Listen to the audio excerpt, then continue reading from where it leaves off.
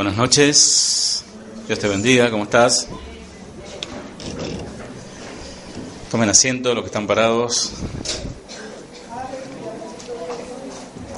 Bendito sea el Señor. Bueno, dos cosas. Primero, sé que me aman y bueno, agradecen cosas, ¿no? Pero ustedes me agradecen a mí, yo le agradezco a mi esposa y a mis hijos. Porque sin ellos, imposible. Yo, en cierta manera, entre comillas, el pastor, el ministro, muchas veces le roba mucho tiempo a su familia, porque tiene que atender mucha gente. No es solamente estudiar la palabra y estar un tiempo apartados orando, sino que atender gente todo el tiempo. Si no es telefónicamente, por vía chat, vía personal, visita, etcétera. Y la verdad que la familia es aguantadora, y que Dios bendiga a la familia, si no, no habría pastor, ¿no? Amén. Y en segundo lugar, quiero que tengamos unos segunditos de oración, porque ¿cuántos son papás? ¿Cuántos son hijos aquí? Hay varios hijos. ¿Cuántos tienen su mamá aquí? Acá. Bien, son privilegiados los que tienen a su mamá aquí. ¿La tenés cerquita? Si la tenés cerquita, dale un beso. Parate y dale un beso a tu mamá. Dale, yo acomodo el micrófono.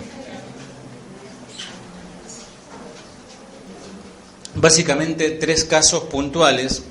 El caso de Noemí, viaja a Tucumán, un viaje de emergencia, no es un viaje de placer. Ella viaja a ver a su papá, está delicado de salud. Mi esposa también la semana que viene está viajando de urgencia a ver a mi mamá, está también en estado delicado de salud.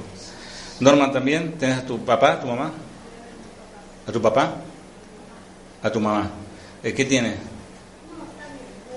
¿Vas a verla? También está grande. Josefina también va a ver a su mamá, ningún viaje de placer, es un viaje sobre todo estos momentos de fiesta y todo, se mezclan un montón de cosas. Y no sé quién más tiene algún papá o mamá enfermo, algún ser querido, pero el Señor dice que hagamos rogativas, que hagamos oraciones. Así que el Señor bendiga. ¿Qué les parece si oramos? Señor, tú eres amplio en misericordia, Señor. Tú eres muy grande, Señor, en amor, Padre. Te destacas, Señor, en el amor, Señor, en el cuidado de tus hijos, Señor. Te pido, mi Dios, por cada uno de los nombres que hemos presentado, los que no se han presentado, Señor. Padre, hay padres que sean tan grandes de edad, Señor, algunos tan ancianos. Te pedimos por la salud de ellos, Señor. Te pedimos, Señor, que tú les bendigas, Padre. Te pedimos también, Señor, por la salud de nuestra hermana Selva, Señor. Te pido que también tú, Señor, le toques en esta noche. Tú bendigas, Señor, su pierna, su pie, Padre amado. Tu bendición sobre ella y sobre cada uno de nuestros amados hermanos que están pasando alguna situación de enfermedad, Señor. En el nombre de Jesús, mi Dios, pues llamamos y Señor amado, invocamos el nombre, sobre todo nombre, el nombre en el cual toda rodilla se doblará, el nombre de Jesús. Señor, aquella sangre, Señor, poderosa, Padre, que también puede, Señor amado, es eficaz, Señor amado, para sanar las enfermedades, Señor. Oramos por las enfermedades, Señor, en el nombre de Jesús. Amén. Bien, ¿cómo están? No quiero decir cuántos faltaron porque se graba y lo mando todo al frente, ¿no? Y en la próxima, si faltan, escuchen lo que van a escuchar la grabación, les vamos a dar nombre. Lista de nombres vamos a dar, de lo que faltaron. Vamos a decir presente, familia tal, presente, ¿no? Bueno. ¿Quieren escuchar la palabra? Bueno, vamos a entrarnos. Y quiero, antes que nada, el mensaje de hoy, ya saben cómo se llama. ¿Algunos saben? ¿Algunos saben cómo se llama? ¿Cómo se llama? Algunos no saben, ya se van a enterar. Se cuenta de un famoso predicador que iba a predicar a un lugar donde lo habían invitado. Y resulta que para poder llegar al destino debía cruzar un caudaloso y profundo río. No sé si se iba al Paraguay o para un lado de eso, que hay medios ríos así bravos. Y lo estaban trasladando en una precaria canoa a este famoso predicador, ¿no? Este predicador iba molesto, los mosquitos le iban picando en una canoa, él iba con su maletín.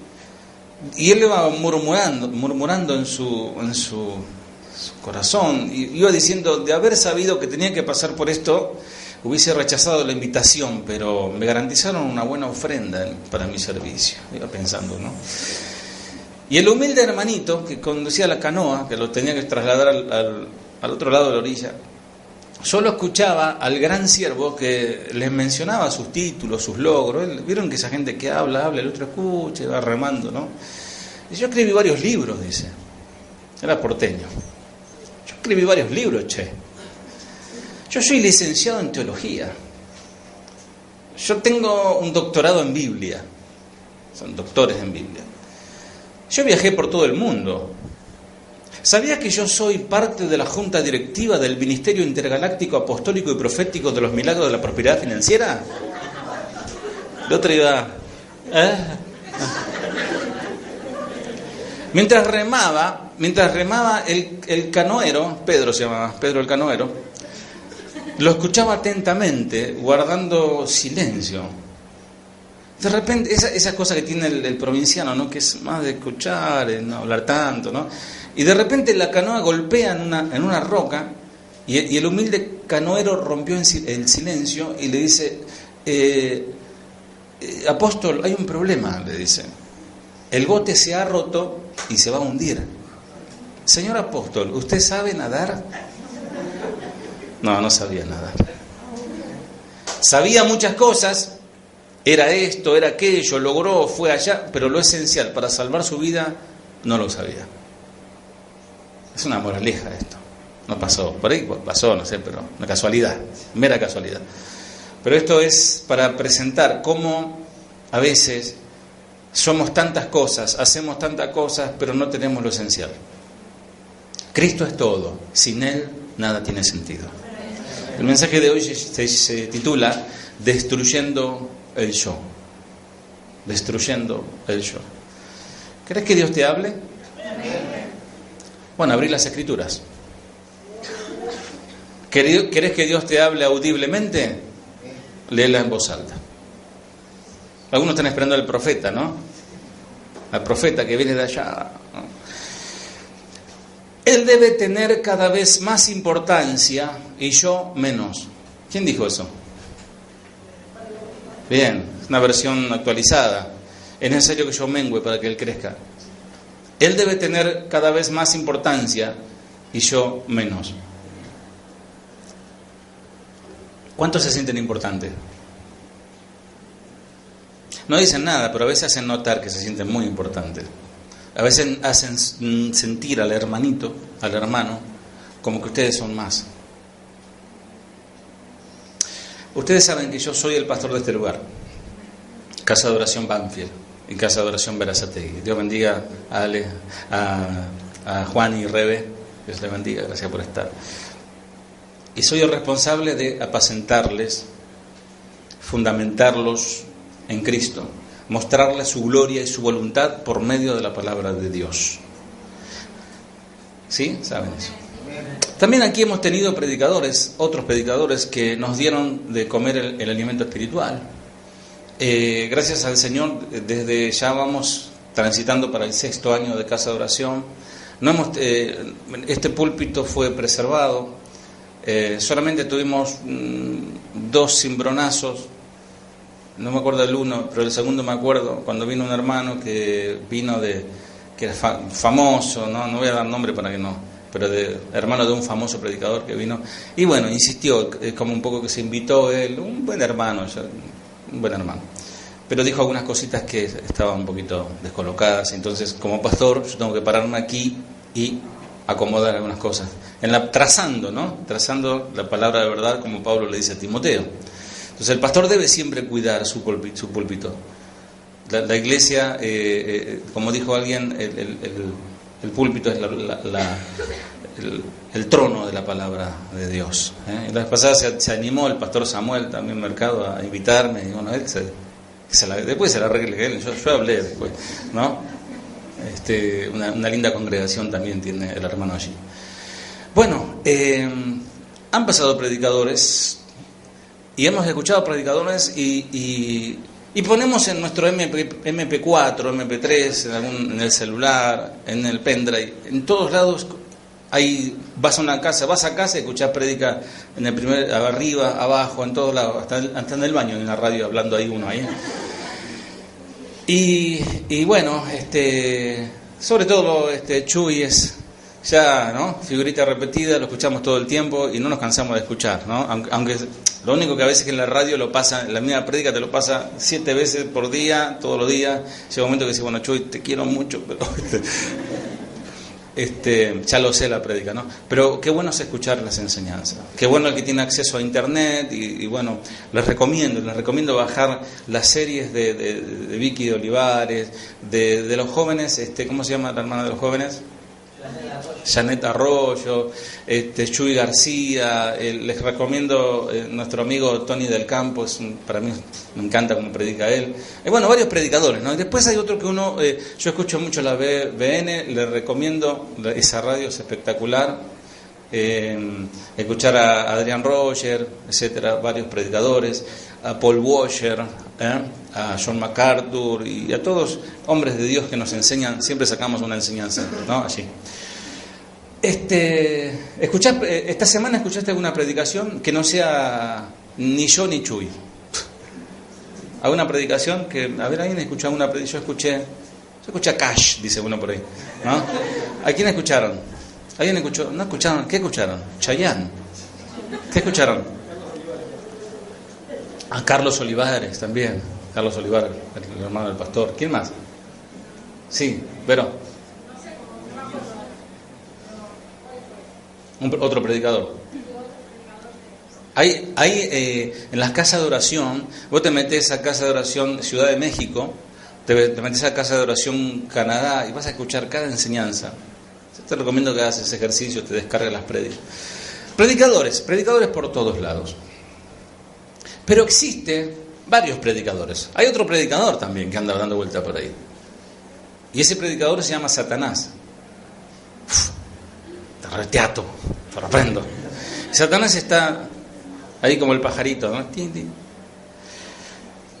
Pero después hay otros predicadores. Después está el que salís de la iglesia y te dice, che, muy pesada la predicación del pastor, ¿no? Yo, la verdad, yo hubiese leído otros versículos, ¿no? Y bueno, te predico el otro. O quizás alguien por ahí, qué sé yo. Pero hay un predicador que es el más influyente, es el más convincente que existe. ¿Sabe cómo se llama ese predicador? Yo. El yo. Ese predicador es el más, después de la palabra del Señor, es el más influyente y el más importante para vos. Porque vos podés hacer así con la palabra de Dios y no, acá lo que yo opino es mejor. En medio de tu diario vivir te estás predicando todo el tiempo, te decís cosas todo el tiempo. ¿Sabes que te decís cosas todo el tiempo? ¿Viste como las películas que dice, mi nombre es tal, y empieza la película, ¿no? Va caminando, yo soy, qué sé yo, mecánico de avión, y muestra que está arreglando un avión, ¿no? Te relata la película. Y así, inconscientemente, por ahí no nos damos cuenta, pero nos estamos hablando. Estamos hablándonos todo el tiempo. De hecho, cuando cantamos, en realidad, también nos estamos cantando a nosotros, para escuchar la adoración al Señor. Nadie es más influyente en tu vida que vos mismo, porque nadie te habla tanto tiempo como lo haces vos mismo, porque vos te hablás hasta cuando estás durmiendo, te hablas. Siempre estás en una conversación continua con tu misma persona, pero no es que estás loco, ¿eh? Che, ¿qué te parece a vos, Jorge? No sé, lo estoy pensando. No, eso no. Ese tiene, ¿cómo se llama? Un problema en la cabeza. Ese. No, pero te estás hablando. Una conversación mental. Siempre te estás planteando cosas a vos mismo acerca de Dios. Siempre te estás armando una figura en tu corazón, una imagen, una forma de Dios. Siempre te estás cuestionando acerca de la vida que te tocó vivir. Siempre te estás hablando a vos mismo acerca de vos mismo. ¿Qué concepto tenés vos de vos mismo cuando te mirás al espejo? Siempre te estás conversando a vos mismo acerca de otro. Siempre tenés algún concepto. Te tiene un nombre y ya, ¿no? Clodomira, ¿no? La suegra. No hay nadie que se llame por las dudas, ¿no?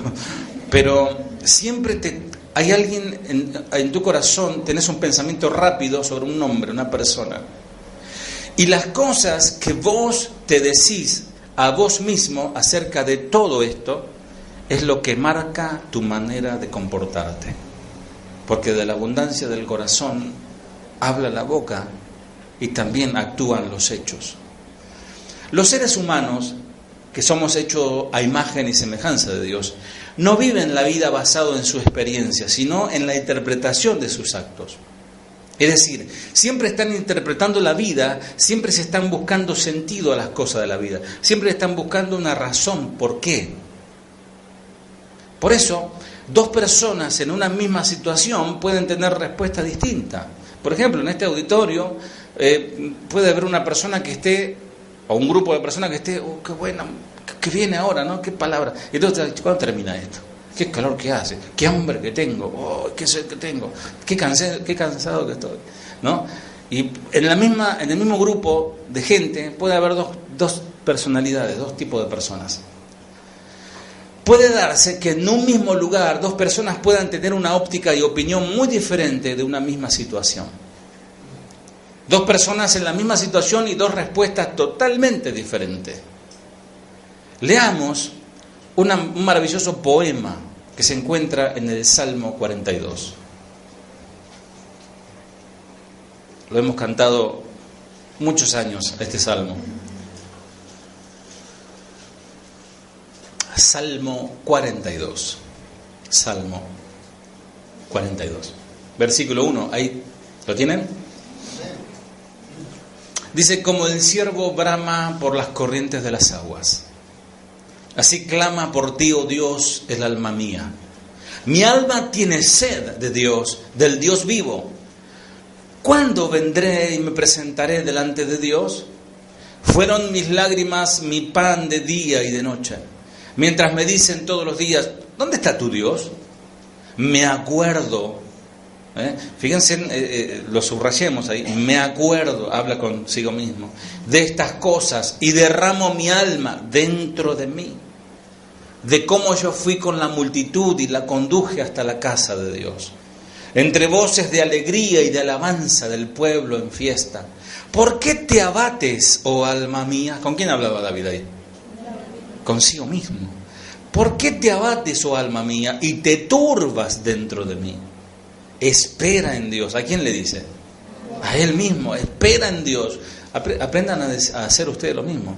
Alma, espera en Dios, porque aún he de alabarle. Salvación mía y Dios mío, mi alma está abatida en mí. Me acordaré, por tanto, de ti desde la tierra del Jordán y de los hermonitas desde el monte Mizar. Un abismo llama a otro a la voz de su cascada. Todas tus ondas y tus olas han pasado sobre mí. Pero de día mandará Jehová su misericordia y de noche su cántico estará conmigo y mi oración al Dios de mi vida. Diré a Dios, roca mía, ¿por qué te has olvidado de mí? 42:9, 42:10. Como quien hiere mis huesos, mis enemigos me afrentan, diciéndome cada día, ¿dónde está tu Dios? 11. ¿Por qué te abates, oh alma mía? ¿Y por qué te turbas dentro de mí? Espera en Dios, porque aún he de alabarle, salvación mía y Dios mío. Qué oración, ¿no? Imagínense si esta oración no conmueve el corazón del Señor y no mueve su mano. Una oración de lo más profundo de su ser. Fíjense en versículo 2, dice, vendré. ¿Quién le dice a quién? Él mismo dice, vendré y me presentaré. Se habla a sí mismo. Versículo 4, me acuerdo. Él reflexiona, dentro de mí derramo mi alma. ¿Por qué te abates, oh alma mía? Y ahí repite varias veces. Versículo 7, un abismo llama a otro a la voz de tus cascadas. Todas tus ondas y tus olas han pasado sobre mí. La figura es que presenta David, un hombre conocedor de la fauna del campo, de un ciervo, ¿no? Un ciervo bramando por agua.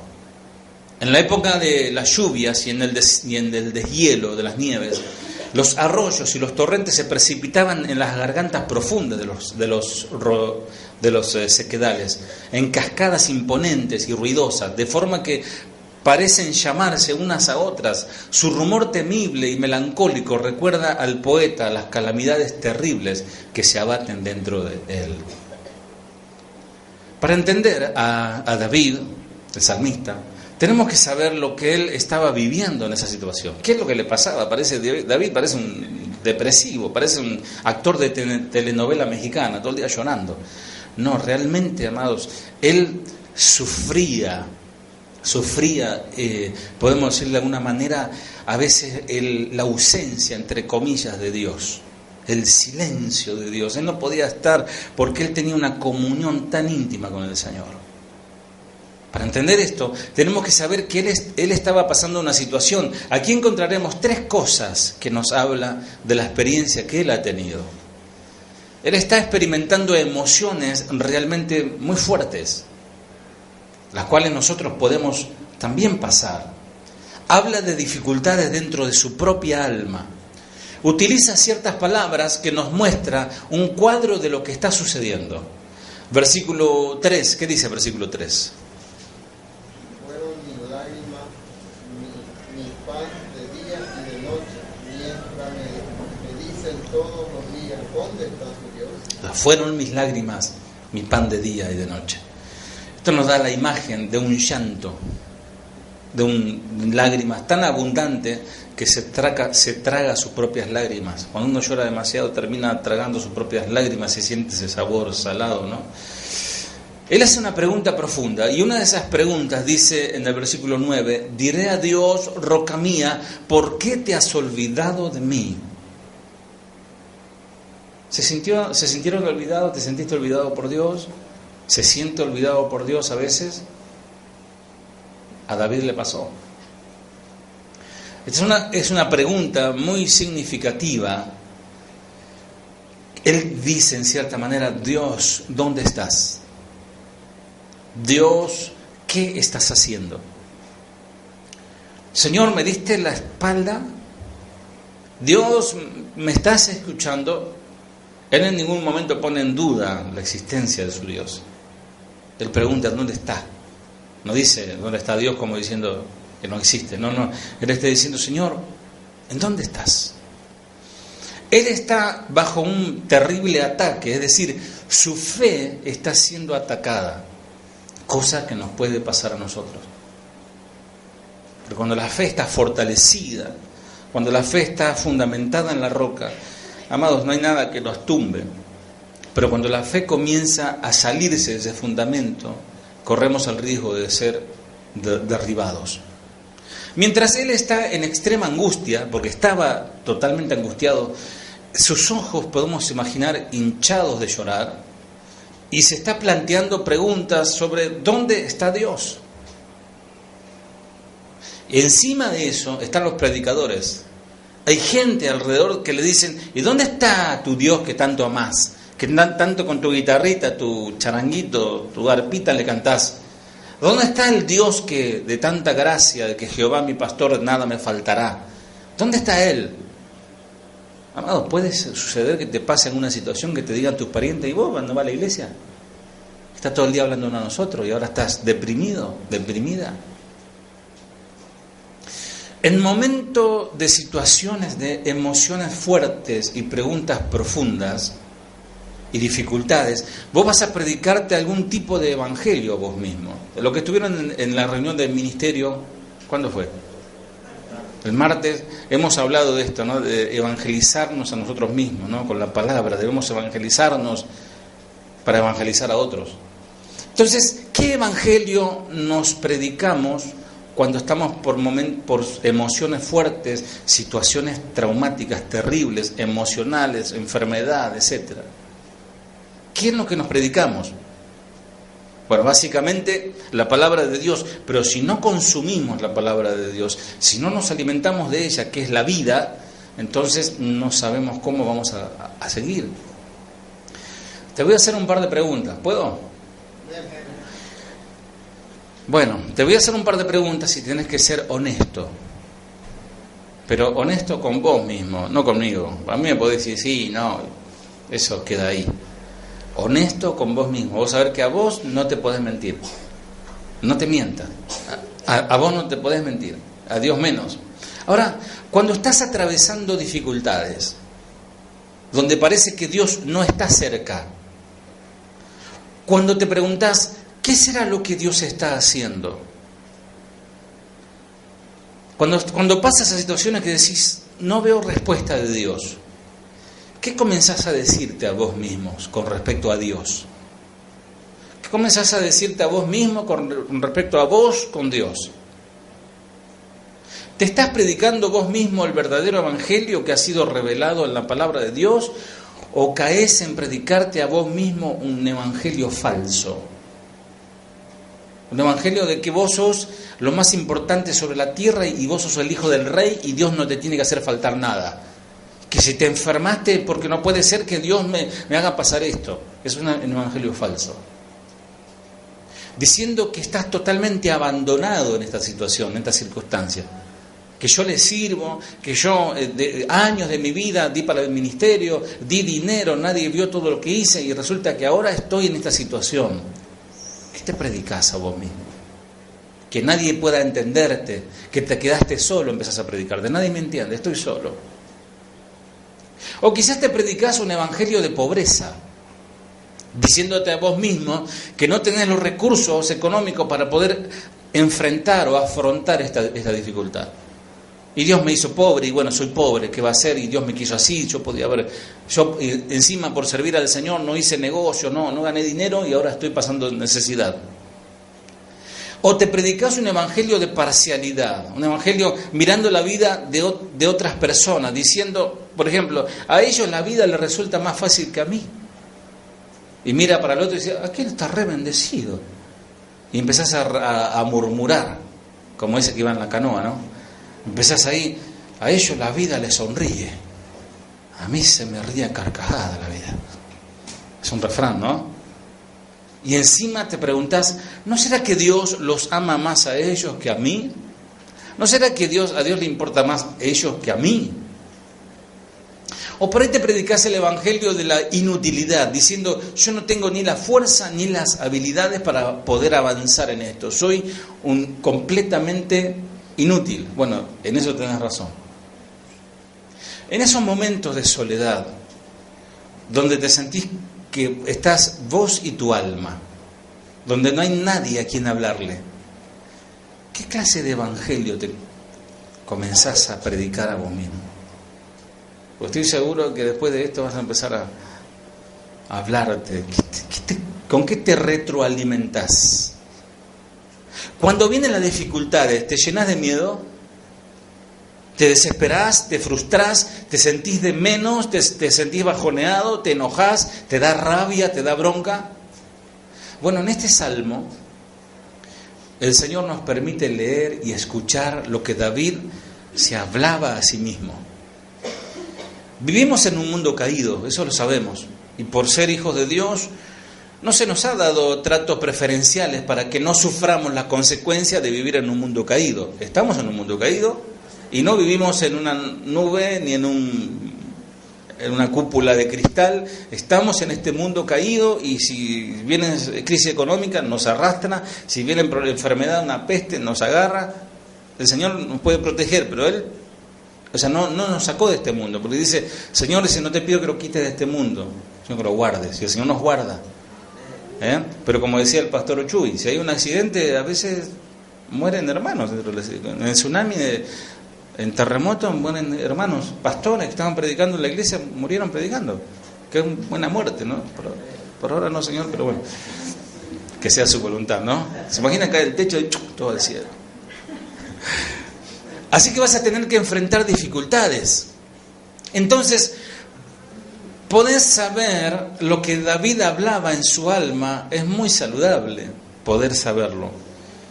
Y va a traer bendición a nuestras almas, porque es la palabra de Dios. Alguien que lea el Salmo 42:5, por favor. ¿Por qué te abates, oh alma mía, y te turbas dentro de mí? espera en Dios, porque aún he de alabarlo, salvación mía y Dios mío. ¿Saben que hay personas, este es un dicho, una frase no es mía, no la inventé yo, pero hay personas que en vez de vivir en tiempos continuos de alabanza, viven tiempo continuo de quejabanza? Todo el tiempo está quejando. Se queja, se queja, se queja. Si hace calor, porque hace calor. Si hace frío, porque hace frío. Si tiene, porque si comió, no comió, porque no comió. Y si comió, porque comió mucho. Y si está haciendo cosas, está cansado. Y si está acostado, mucho tiempo en la cama. No, nada, ¿no? Entonces, amados, seamos agradecidos. Y démonos cuenta, valoremos lo que tenemos. Por eso yo hoy les decía, lo que tienen la mamá acá y el papá, abrácenlo, bésenlo, porque hay hermanos que van a ir de emergencia a ver, quizás a la última vez, no sabemos, a su papá o a su mamá, eso nunca uno no lo sabe. Pero qué bueno poder estar en la casa del Señor con papá y mamá, ¿no? Así que disfruten este tiempo. El salmista se hace una pregunta tremenda: ¿por qué estás abatida, alma mía? Y él dice, ¿cómo un creyente en Dios Todopoderoso puede tener temor por alguna circunstancia? ¿Cómo sentirse desanimado cuando se confía en el Dios que es omnipresente, omnipotente y omnisciente? ¿Cómo puede un creyente en Dios sentirse desamparado? ¿Por qué un creyente en el Dios de todo poder puede caer en pánico y ansiedad? Esto me recuerda a un antiguo himno de gloria que cantamos: ¿cómo podré estar triste? ¿Alguien lo sabe? ¿Cómo podré estar triste? ¿Se acuerdan? ¿Cómo entre sombras ir? ¿Cómo sentirme solo y en el dolor vivir? Si Cristo es mi consuelo, mi ayuda siempre es Él. Si Él cuida de las aves, cuidará también de mí. Y el coro dice: feliz cantando alegre, yo vivo siempre así. Si Él cuida de las aves, cuidará también de mí. Eso está basado en el Evangelio, ¿no? ¿No valéis vosotros más que un ave? Cuando la esperanza te falla, es porque estás poniendo tu esperanza en un lugar equivocado. La razón del por qué entramos en pánico y ansiedad es porque estamos poniendo nuestra confianza en algo que no nos puede librar. Ponemos nuestra esperanza en cosas que siempre nos van a fallar. Y te falló y volvés a poner esperanza ahí. Y te falló y volvés a poner la esperanza ahí. ¿Y sabes qué? Termina siendo eso necedad y tosudez de cabeza y pecado. Esposas, ¿cuántas esposas hay aquí? Una y media, 2, 3, bueno, bien. Esposas, ¿están escuchando? No se duerman, Escuchen esto: no podés poner la esperanza de tu corazón en tu esposo. Amén. Aleluya. Es tu esposo, obviamente, y debe amarte, debe sustentarte y darte todo lo que necesites. Pero él jamás podrá ser tu salvador. Así que las futuras esposas, las que están ahí mirando con ojito cariñoso, no creas que porque te casaste salvaste. Hoy me casé con este que tiene plata en el banco, me salvé, ¿no? Un pensamiento generalizado de muchas mujeres: lo que yo he buscado siempre era un hombre que me haga feliz, dice, ¿no? Y lo tiene ahí agarrado, ¿no?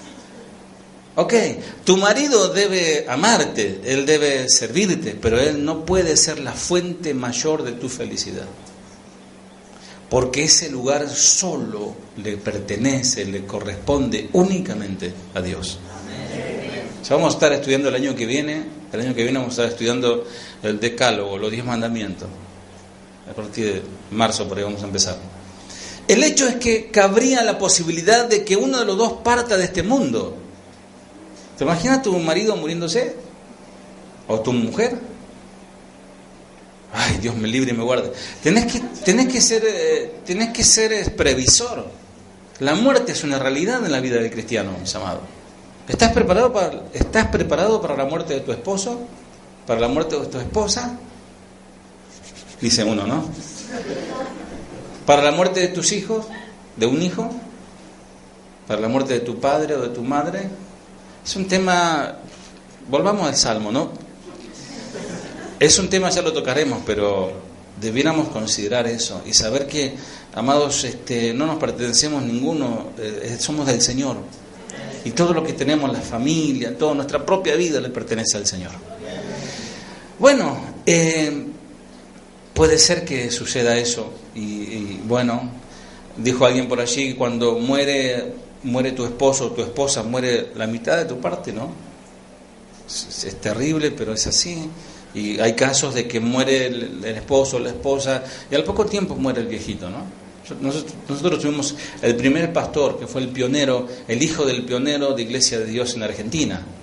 Ya va por 80 años la Iglesia de Dios en Argentina, allí donde nosotros nacimos. Y cuando muere su esposa, él al poquito tiempo se mejoró y él partió con el Señor. Y yo siempre daba el testimonio a los ancianos, decía, donde va ella, tenemos nuestras cuestiones, decía, 60 años de casado tenían, tenemos nuestras cuestiones, pero nos amamos, decía los viejitos, tremendo. Así que yo no sé qué haría sin mi esposa, espero que no vayamos juntos con el Señor. Bueno, el hecho es que cabría la posibilidad de que uno de los dos parta. Sería desastroso para él o para ella si tiene si toda su confianza depositada en él o en ella. Porque depositó su esperanza, depositó su fe en él o en ella. Padres, ¿cuántos padres hay aquí? Escuchen ustedes, padres.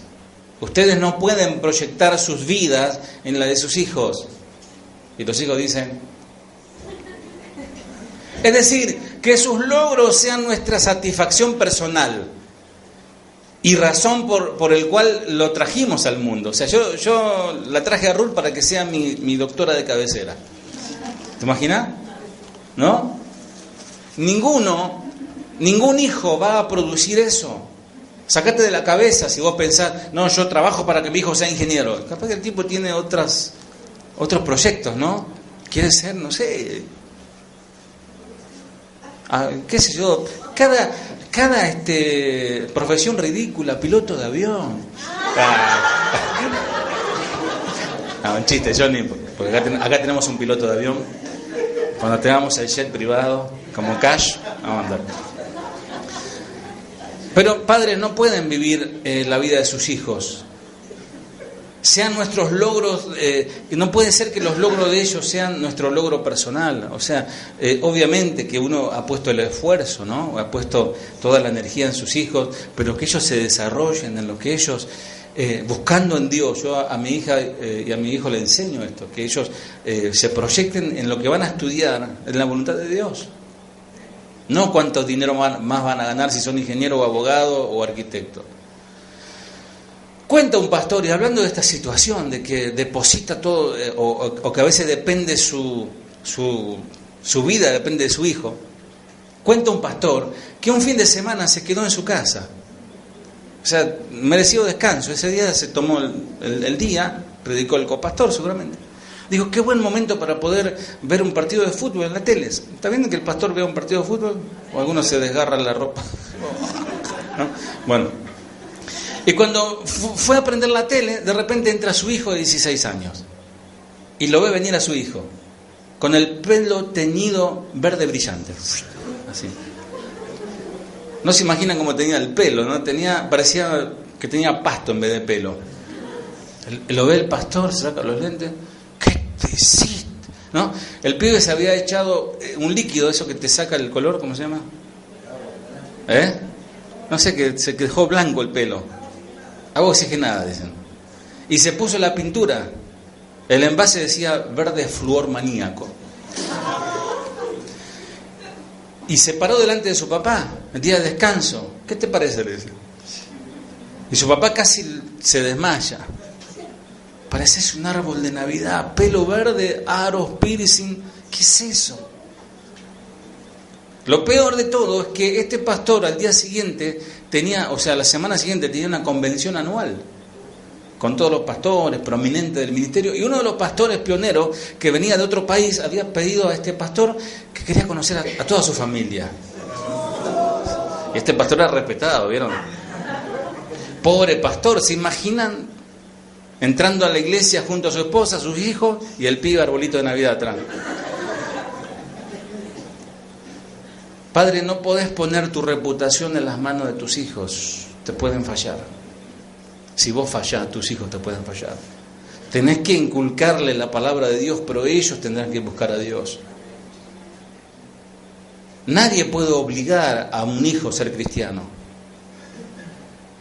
Amados, ellos nos ven a nosotros, pero ellos deciden. Y bueno, este muchacho se levantó el otro día, se miró al espejo con sus pelos verdes ahí, y tuvo un momento de lucidez. Parece que se le prendió ahí, se le conectó el cable y dijo, ¿qué me hice en la cabeza? Dice, ¿no? Entonces agarró la maquinita y empezó a afeitarse. Se empezó a afeitar. Le llevó un par de horas y cuando terminó de afeitarse la cabeza, descubre que su cuero cabelludo era verde fosforescente indeleble. Parecía una pelotita de tenis. Esto es un testimonio que tomé de un pastor que contaba esto y me pareció muy gracioso.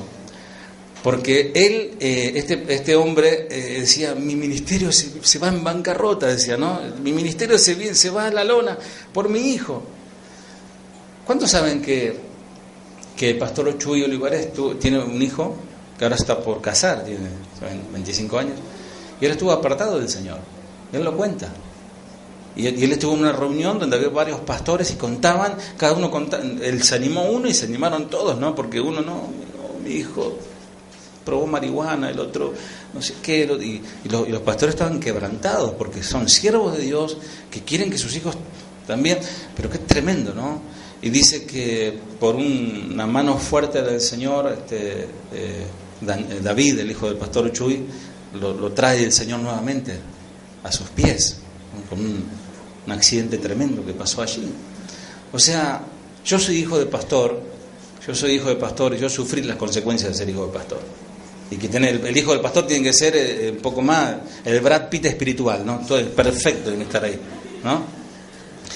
Debes instruir a tus hijos desde que son bebés. Obviamente, eso dice la palabra, en los caminos del Señor. Y ellos comprobarán en sus propias vidas de lo que le has enseñado, que tiene valor eterno.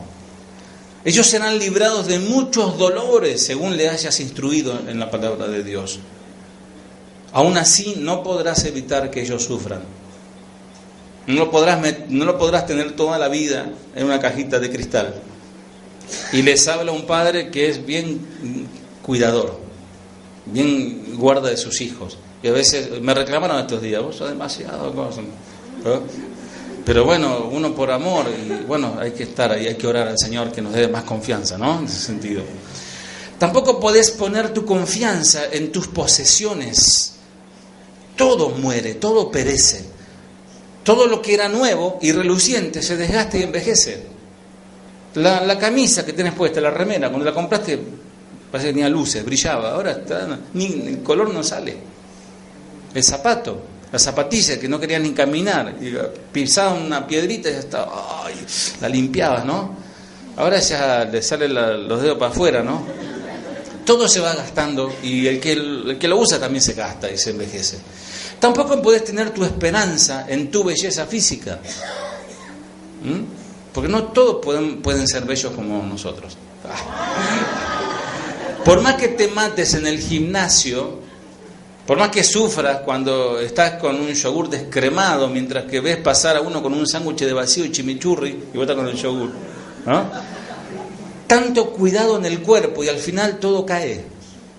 Yo veía una foto en estos días de Schwarzenegger, lo cazaron los paparazzi, no sé qué estaba en el patio de su casa, todo caído. Uno lo ve así en Conan, ¿no? En Terminator, todo.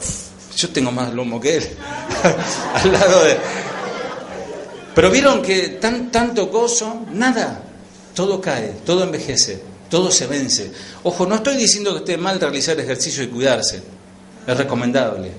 Al contrario, eso es cuidar el templo, pero lo que sí está mal es afanarse en eso. Los seres humanos fueron creados para vivir por fe, no fuimos creados para vivir por instinto, no somos animales. El ser humano vive, se mueve, anda, avanza Pues porque pone la esperanza en algo. Tenemos, bueno, gracias a Dios tenemos un presidente nuevo. Pero seguramente el hombre, dice que fueron, no sé, 8 o 10 años, se metió en la política y bueno, su objetivo era ya más de eso, ya Dios no puede ser. Más de ahí está, llegó a su logro final. Ese era el motor de su vida. Porque estamos hablando de un hombre económicamente bien, o sea, no necesitaba todo esto, pero hay un ideal, persigue una meta. Y todos nosotros, generalmente, mayormente hemos perseguido una meta. Negocio, el estudio, casarse, enganchar a aquel, a ver si nos casamos, etcétera. Una meta. Pero qué diferente cuando conocimos a Cristo. Que Pablo nos enseña que la única meta es Cristo. Prosigo el blanco y me despojo de todo peso, ¿no?, que me molesta, que me asedia, para seguir al Señor. Ahora, el ser humano vive, se mueve, anda, avanza, porque tiene un objetivo. La esperanza es un objeto, una expectativa. Ahora, existen 2 lugares en donde se puede poner la esperanza. Podés poner tu esperanza en un sentido horizontal, en algo de aquí, de este mundo, en alguien, en la situación, un lugar, cosas materiales. O podés poner tu sentido en una orientación vertical, es decir, plena confianza en Dios. ¿Dónde pones tu esperanza? El salmista dice, mi esperanza está en Dios. Él se estaba predicando un evangelio puro, verdadero. Decía, mi esperanza está en Dios. Mi esperanza no está en mi esposo o mi esposa. Lo amo, ¿sí? Juntos vamos a pelearla la vida. Pero mi esperanza está puesta en Dios.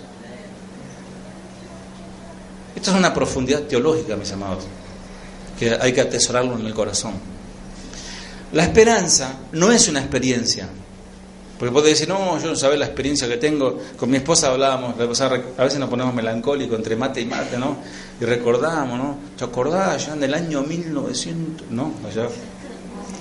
Y tenemos muchas vivencias. Nosotros tenemos de servicio, y más de 30 años de servicio tenemos. Bueno, más, ¿no? Por ahí. 30, dicen. Bueno, pero tenemos muchos años de servicio. Y muchas experiencias cosechadas. Pero eso... no puedo poner la esperanza en eso. No puedo decir, no, yo por la experiencia que tengo, no sirve para nada la experiencia si no estoy enfocado en Cristo. La esperanza no es un lugar. Vayamos a Amberes 2320 porque ahí es. Si vamos a otro lado, no hay nada ahí. No, mis amados. La esperanza no es una situación. Armemos la situación, algunos dicen esto, ¿no? Hagamos que descienda el avivamiento. Que yo sepa, el avivamiento, bueno, es un tema que habría que analizarlo también, pero el hombre no puede provocar un avivamiento. Solamente Dios puede provocar por la palabra de Dios que la gente se arrepienta de sus pecados. Eso es avivamiento. La esperanza no puede estar en una posesión, en algo que yo poseo. La esperanza no puede estar en otro ser humano. La esperanza es una persona y su nombre es Jesús. La esperanza es una persona y su nombre es Jesús. Ahora vos lo que tenés que predicarte mañana cuando te levantes, que la esperanza es una persona. Y el lunes y el miércoles, cuando estés volviendo a tu casa después de trabajar, tenés que decirte a vos mismo que la esperanza es una persona y tiene nombre, es Jesús. El viernes a la mañana tenés que decirte la esperanza es una persona y es Jesús y mi esperanza está puesta en Él. Cuando viene la situación difícil, hermano, cuando alguien hiere tu sentimiento, porque ¿sabes qué? Van a herir tus sentimientos y bienvenido sea, porque necesitas bajarte un poco de allá arriba. Necesitas que alguien venga. Hay hermanos que son hermanos aguja, hay hermanos que son hermanos globos y hermanos aguja. Dios usa a los hermanos aguja para pincharte los globos. Y dices, ¿por qué a mí? Y Dios te dice, ¿por qué no? ¿Por qué me pasa esto? Y Dios dice, ¿por qué no debería pasarte? Eso y aún hay más todavía para vos. Alguien hiere tus sentimientos. Debes decirte a vos mismo, la esperanza es una persona. Sigo confiando en Jesús.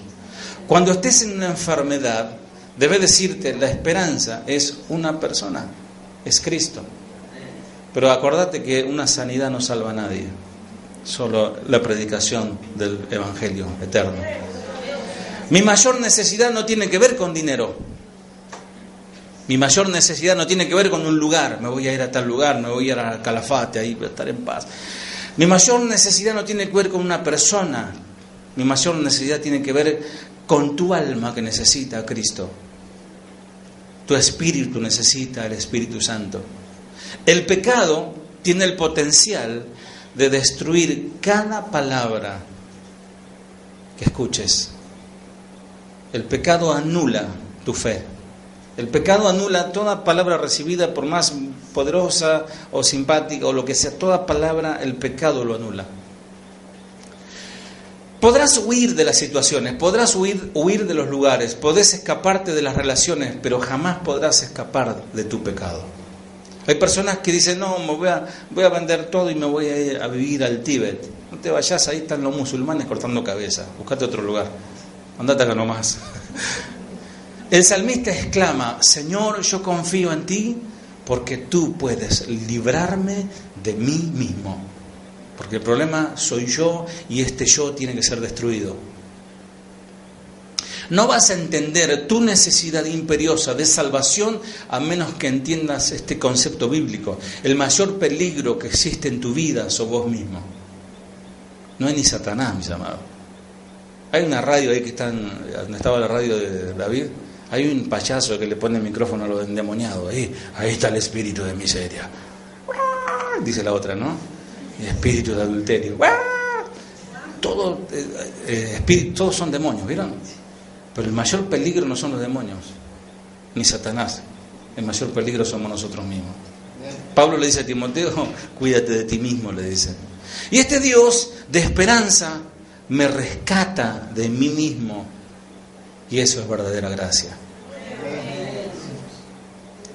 ¿Intentaste alguna vez huir de vos mismo? Es como que tratar de huir de tu propia sombra, ¿no?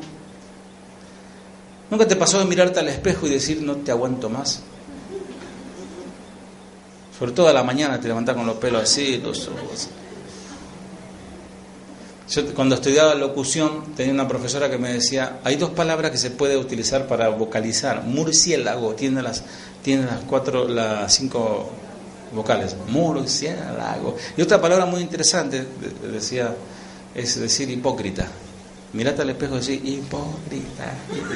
Cuando te das cuenta te estás predicando, ¿no?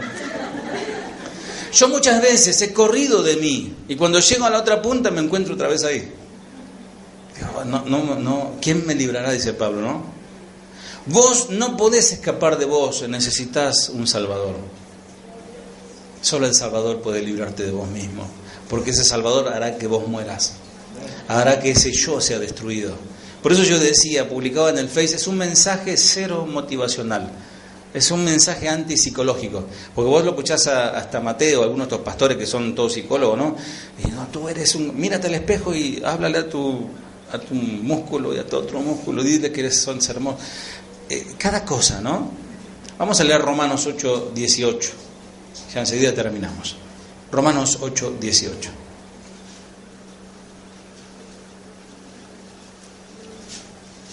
Si alguien me lo puede compartir. Romanos 8:18. ¿Cómo Pablo entiende perfectamente lo que realmente vale?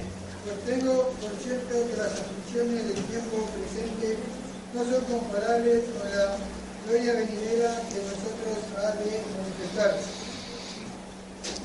Pablo, y es casi diría uno de los casos únicos, porque quizás Lázaro también pudo ver algo.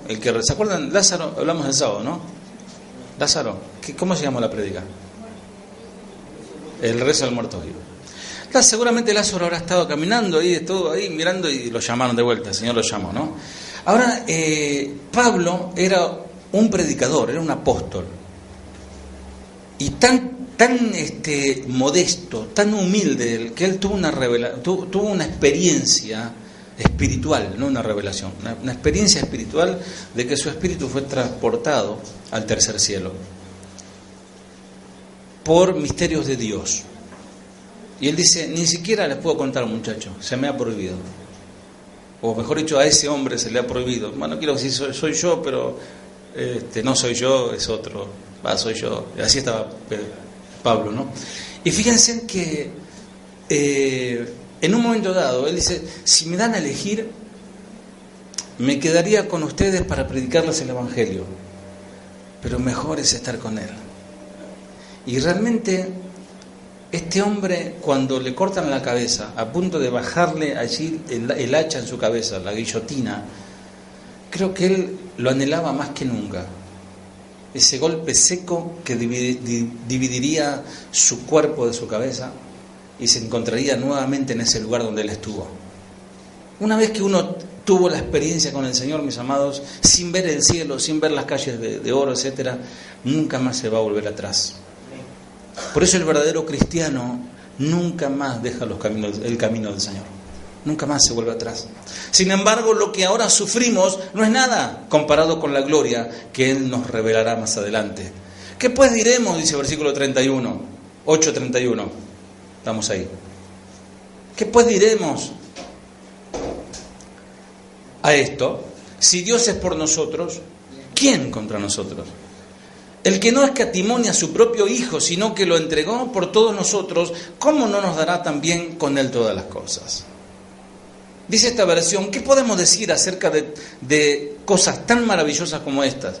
Si Dios está a favor de nosotros, ¿quién podrá ponerse en nuestra contra? Si Dios no se guardó ni a su propio Hijo, sino que lo entregó por todos nosotros, ¿no nos dará también todo lo demás? ¿Ustedes qué piensan? Él te va a socorrer, hermano o hermana. Él te va a socorrer en tu sufrimiento. Él estará en tu dolor. Lo único que tenés que recordar es que Jesús se entregó en la cruz y esa cruz es la garantía. En la cruz el sufrimiento de Jesús no fue solo físico, porque Él dijo, allí por el Salmo 22 dice, pero yo soy gusano, dijo Él. En la cruz el precioso Hijo de Dios llegó a ser pecado. La serpiente levantada en el desierto llegó a ser Jesús. En el tiempo de Israel usaban un cabrito y todos los líderes de Israel tenían que poner su mano sobre él y lo llevaban al desierto. Y allí el animal murió, cortado, así fue cortado el Señor por nosotros, en la cruz del Calvario. Alguien tenía que sufrir fuera de la presencia de Dios, abandonado de Dios por tus maldades. Lo que Él hizo fue ocupar tu lugar y mi lugar. Pero no solamente Dios es santo y no puede tener compañerismo con el pecado, ¿saben eso? No puede tener compañerismo con el pecador, porque Dios aborrece al pecador. Al que hace iniquidades lo aborrece. Pero no está el texto ese que dice Dios odia al pecado pero ama al pecador. Ah, está ese texto. Proverbio 22.000. No existe. Un alma vale más que todo el oro del mundo. ¿Dónde está ese versículo? ¿Saben quién dijo eso, no? Yo lo escuché de varios pastores, dijeron, el alma vale más que todo el oro del mundo, venga para aquí, tesoros preciosos. Esa frase le dijo Mahatma Gandhi. Nada que ver, ¿no? ¿Ustedes recuerdan cuando Jesús estaba en Getsemaní, en la prensa de aceite? ¿Recuerdan? ¿Qué clamó él 3 veces? Padre, que esta copa pase de mí. No quiero tomarla. No quería beberla. Señor, no quiero tomar la copa. Señor, no quiero tomar. 3 veces dijo el Señor eso. ¡Qué angustia! Ahora el Señor estaba acobardando de la cruz, que se vino profetizando hace miles de años atrás, que Él se presentó, subiré a Jerusalén, dice, y ahí me entregarán los ancianos y seré muerto, y ahora estaba volviendo atrás.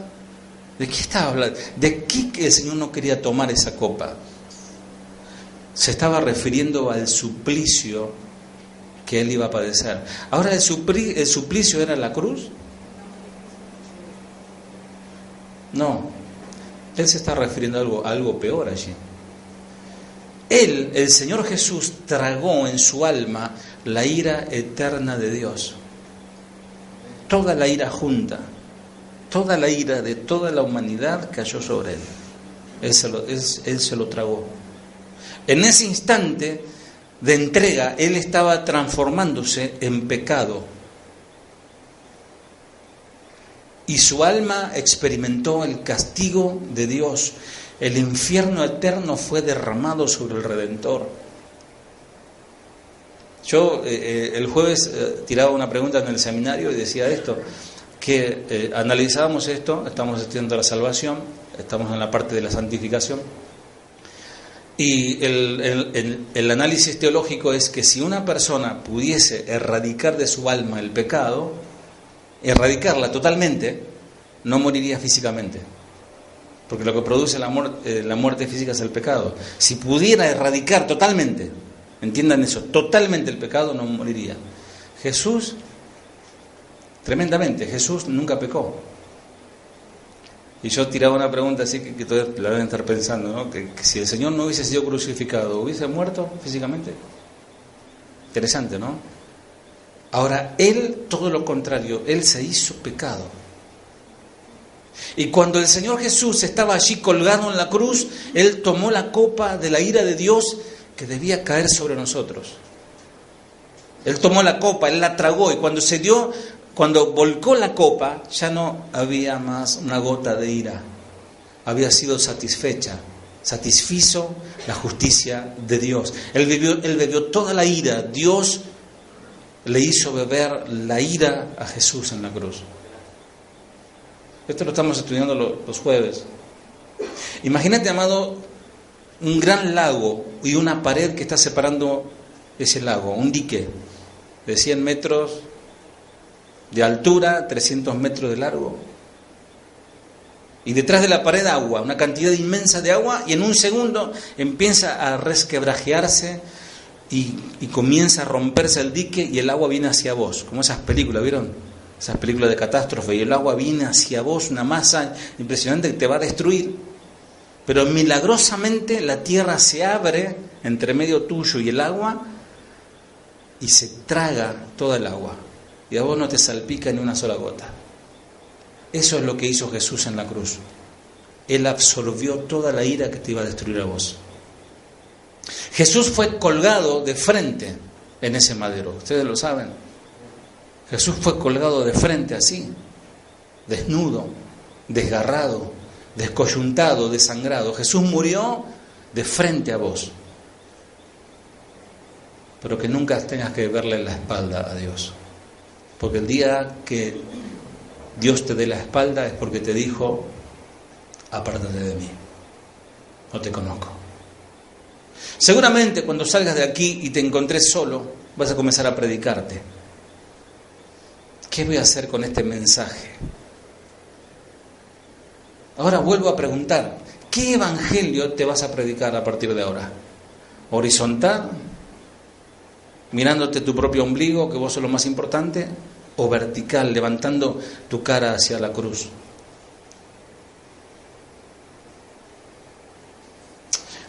Quizás pueda decir, hay cosas que no entiendo, pero lo que sí entiendo, que tú estás al lado mío, Señor. Que tú estás atento a mi oración y que nunca me vas a dar la espalda. Poné tu esperanza en el Señor. Si no, ¿de qué te podés jactar? ¿De qué te podés enorgullecer? ¿Por el color de tu piel? Porque son morochos y dicen, no, yo soy de raza de la verdadera, de acá, criollo. No, yo soy de ascendencia, ¿no? Yo soy inglés. ¿Por qué te podés agrandar? ¿Por tus conocimientos, tus capacidades? ¿Por la riqueza, las posesiones económicas? ¿Por el don o el talento que Dios te dio? ¿Por eso? Pablo dice claramente, en un versículo muy conocido, dice, es más, todo lo considero por pérdida, por razón del incomparable valor de conocer a Cristo Jesús, mi Señor. Por Él lo he perdido todo, y todo lo tengo por estiércol, a fin de ganar a Cristo. Filipenses 3:8. Y esto no se logra por esfuerzos humanos, amados, es solo por fe en el dador de la fe. Entonces, último versículo, Romanos 3:27. El último, Romanos 3:27. ¿Dónde pues está la jactancia? Queda excluida.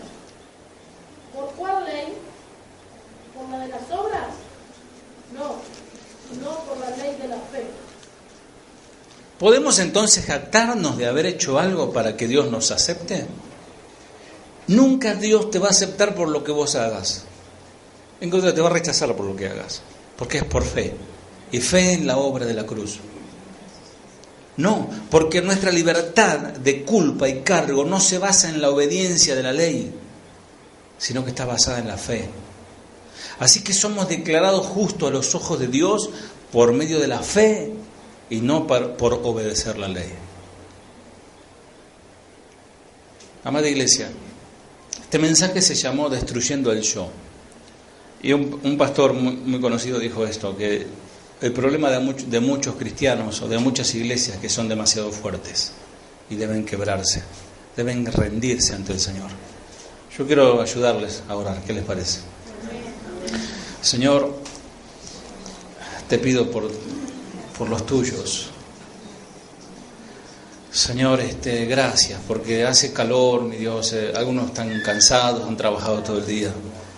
Pero, Señor, se han tomado su tiempo para alimentar su alma, su espíritu, Señor.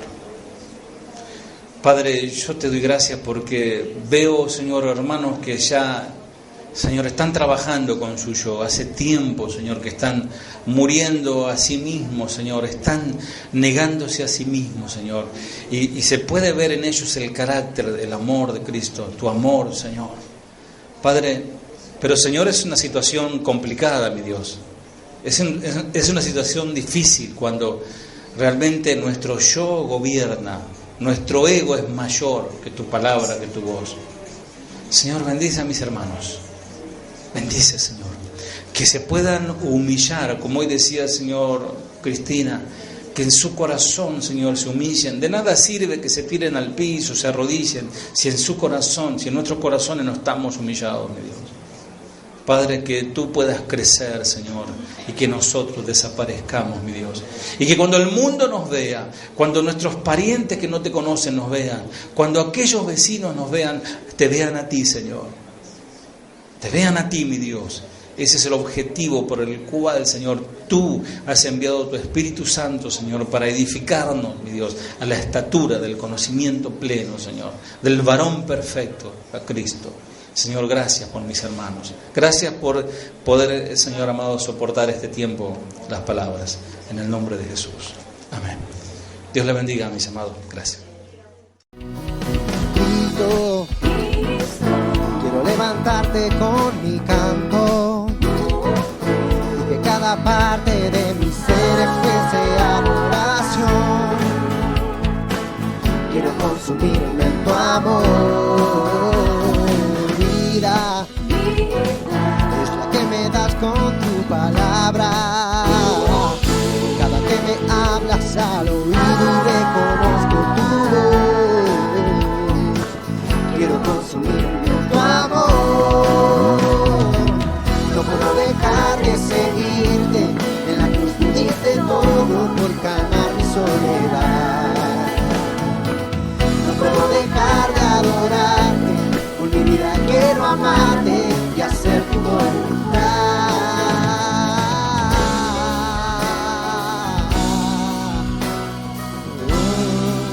Cántelo. Cristo, quiero levantarte con mi canto